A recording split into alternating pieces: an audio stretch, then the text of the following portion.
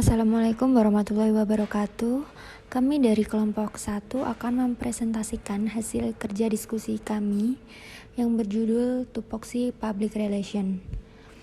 Sebelumnya perkenalkan anggota kelompok kami yaitu Yura Faustrada dengan NIM 934205919, Dea Melina Dewanti dengan NIM 934207019, ada Syafa Arkana dengan NIM 934204719, dan ada Muhammad Nasrul Muiz dengan NIM 934202619. Untuk yang pertama yaitu saya akan menjelaskan tentang poin A, yaitu pengertian public relation. Pertama, pengertian publik. Perkataan publik yang ada dalam public relation merupakan peminjaman istilah dari ilmu sosiologi. Publik adalah sekelompok individu yang terikat oleh satu masalah. Kemudian timbul perbedaan pendapat terhadap masalah tadi dan berusaha untuk menanggulangi persoalan tadi dengan jalan diskusi sebagai jalan keluarnya. Dari definisi tersebut, nampak bahwa dalam suatu kelompok individu terdapat suatu masalah akibat perbedaan pendapat dan kemudian berusaha menyelesaikannya dengan jalan diskusi. Yang kedua yaitu pengertian public relation.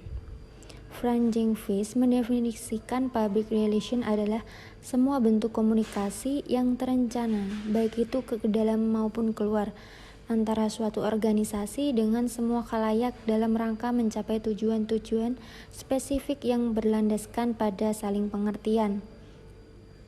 Hal ini berarti bahwa tujuan public relation lebih terperinci yang tidak hanya terbatas pada saling pengertian saja, melainkan juga berbagai macam tujuan khusus lainnya yang berkaitan dengan saling pengertian. Public relation merupakan proses yang kontinu dari usaha-usaha manajemen untuk memperoleh nama baik dari pengertian dari para pelanggannya, pegawainya, dan publik pada umumnya. Ke dalam dengan mengadakan analisa dan perbaikan-perbaikan terhadap diri sendiri, keluar dengan pengadapan pernyataan-pernyataan. Tentunya, pernyataan-pernyataan yang dikeluarkan kepada publik adalah pernyataan yang sifatnya memberikan informasi positif dan tidak berusaha citra perusahaan bangga. Saya Dea Melina Dewanti. Di sini saya akan menjelaskan mengenai tujuan public relation. Jadi hubungan masyarakat atau public relation pada hakikatnya adalah aktivitas, sehingga tujuan hubungan masyarakat atau public relation dapat dianalogikan dengan tujuan komunikasi. Tujuan public relation dapat dirumuskan sebagai berikut. Yang pertama, terpelihara dan terbentuknya saling pengertian atau aspek kognisi. Saling pengertian dimulai dari saling mengenal atau mengetahui satu sama lain, baik mengenal kebutuhan, kepentingan, harapan, maupun budaya masing-masing. Dengan demikian, aktivitas kehumasan atau PR harus menunjukkan adanya usaha untuk saling mengenal dan mengerti antara publik dan organisasi. Sifat komunikasinya cenderung informatif, yaitu dengan memberikan informasi kepada publik tentang organisasi, baik menyangkut isu-isu ataupun kegiatan yang diadakan organisasi. Yang kedua yaitu menjaga dan membentuk saling percaya atau aspek afeksi. Untuk mencapai tujuan saling percaya, seorang PR harus menerapkan prinsip-prinsip komunikasi persuasif dengan ketulusan atau kebaikan. Seorang PR harus mampu mempersuasi publik untuk percaya kepada organisasi. Sebaliknya, juga organisasi untuk percaya kepada publiknya. Misalnya, hubungan dengan pers, seorang humas memberikan informasi kepada organisasi dan pers. Seorang humas atau PR harus mampu meyakinkan kedua belah pihak untuk dapat menerima dan menghormati kepentingan masing-masing. Yang ketiga, memelihara dan menciptakan kerjasama atau aspek psikomotoris. Tujuan berikutnya adalah dengan komunikasi diharapkan akan terbentuknya bantuan dan kerjasama nyata. Artinya, bantuan dari kerjasama ini sudah dalam bentuk perilaku atau termanifestasikan dalam bentuk tindakan. Misalnya, hubungan dengan pers. Seorang public relation sebagai wakil organisasi senantiasa terbuka terhadap pers yang menginginkan fakta, tidak mempersulit kerja pers dalam mendapatkan informasi dan menghubungi sumber berita, serta bila mungkin humas memberi ide kepada pers. Saya, Syafa Arkana, akan menjelaskan tentang fungsi public relation. Menurut jurnalis, ada dua fungsi dari public relation, yaitu fungsi konstruktif dan fungsi korektif. Dalam fungsi konstruktif, public relation ini mendorong semua aktivitas maupun kegiatan yang dilakukan perusahaan sehingga dapat terencana dan berkesinambungan. Sedangkan dalam fungsi korektif, public relation ini dibagikan sebagai sebuah pemadam kebakaran, yang artinya apabila sebuah perusahaan maupun organisasi terjadi masalah-masalah dengan publik, maka dapat segera diatasi dan menyelesaikan masalah tersebut. Fungsi public relation sendiri adalah sebagai berikut. Pertama adalah menunjang kegiatan manajemen dalam mencapai sebuah tujuan organisasi. Kedua, membina hubungan harmonis antara organisasi dengan publik. Yang ketiga, menciptakan komunikasi dua arah secara timbal balik dengan menyebarkan informasi dari organisasi kepada publik. Keempat, melayani publik dan menasihati pimpinan organisasi demi kepentingan umum. Selanjutnya, saya akan menjelaskan tentang tugas dari public relation. Public relation sendiri untuk mencapai tujuannya harus disertai dengan tugas-tugas yang harus dilaksanakan. Menurut Colin, tugas-tugas pokok public relation adalah: pertama, mengevaluasi kekuatan dan kelemahan perusahaan. Kedua, memberi nasihat kepada pihak manajemen di semua tingkatan. Ketiga, menjadi ahli depositor. Hal ini harus diketahui semua aspek komunikasi perusahaan baik intern maupun ekstern. Keempat, membuat kontak dengan para pengambil keputusan ekstern yang penting. Kelima, memastikan arus informasi efektif untuk kelompok-kelompok masyarakat yang terpilih. Keenam, membentuk komisi-komisi riset untuk proyek-proyek yang khusus. 7.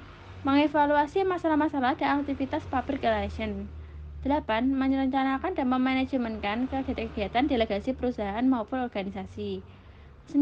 Membantu bagian-bagian lain dengan menganalisis masalah-masalah komunikasi. Dari pendapat tersebut,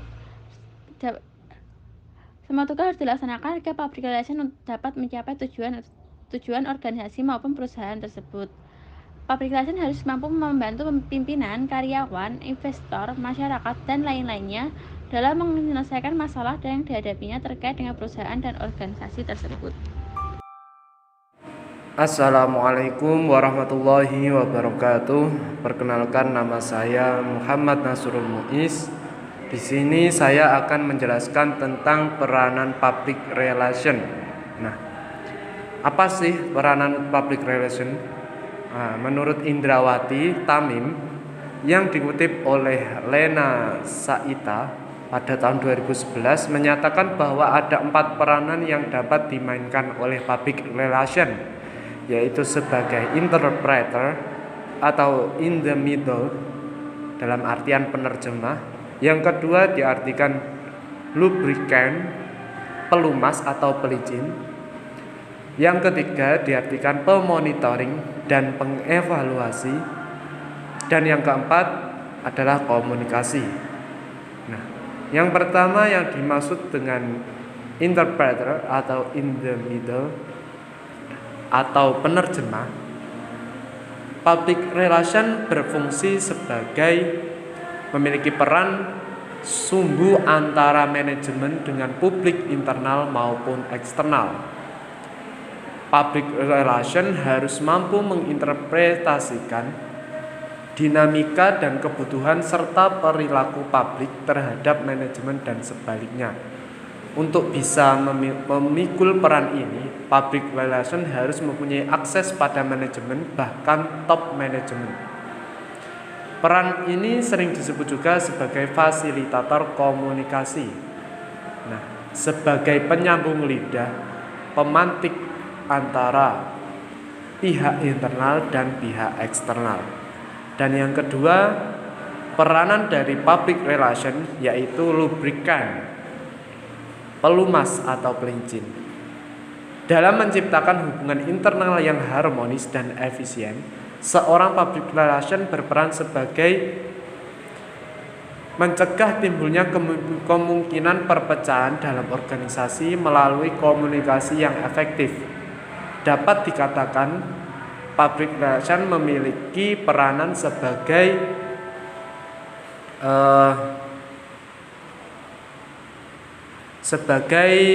mediator dalam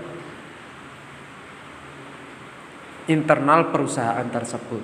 Nah, misalnya dalam suatu pertemuan atau rapat dengan pihak internal organisasi untuk menentukan suatu kebijakan baru perusahaan, seorang public relation membantu pimpinan menjelaskan kembali apa yang telah disampaikan pimpinan dengan menggunakan bahasa yang mudah dipahami, dan publik internal pun dapat menafsirkan dan mengerti apa yang disampaikan. Yang ketiga, sebagai monitoring dan pengevaluasi. Nah, dalam hal ini public relation berperan untuk mengantisipasi setiap perubahan yang mungkin saja berdampak negatif terhadap organisasi. Nah, jadi apapun yang dilakukan oleh perusahaan ini dimonitoring dan diambil evaluasi dan memunculkan suatu solusi yang terbaik bagi pemecahan suatu masalah. Dengan begitu, perusahaan akan semakin berkembang dan semakin mengalami pertumbuhan. Yang keempat, sebagai komunikasi. Peranan komunikasi ini public relation mampu menggunakan teknik-teknik komunikasi yang efektif kepada publik internal maupun eksternal untuk terciptanya saling pengertian. Nah, dalam hal ini komunikasi erat kaitannya dengan psikologi. Tidak semua bahasa yang kita gunakan kepada orang lain, ini orang lain akan dapat mudah dimengerti. Kita harus menyesuaikan lawan bicara kita. Disitulah peran public relation sangat penting. Kita harus mengetahui psikologisnya mereka, apakah dapat dilakukan komunikasi dengan baik atau tidak, atau perlu waktu untuk melakukan komunikasi yang baik kepada yang bersangkutan. Oke, terima kasih yang dapat saya sampaikan. Sekaligus di sini saya akan menutup presentasi dari kelompok 1 tentang tupoksi public relation. Sebelumnya saya mohon maaf apabila ada kesalahan baik dari tutur kata yang kurang berkenan di hati kalian semua. Akhirul kalam, ihdinas siratal mustaqim. Wassalamualaikum warahmatullahi wabarakatuh.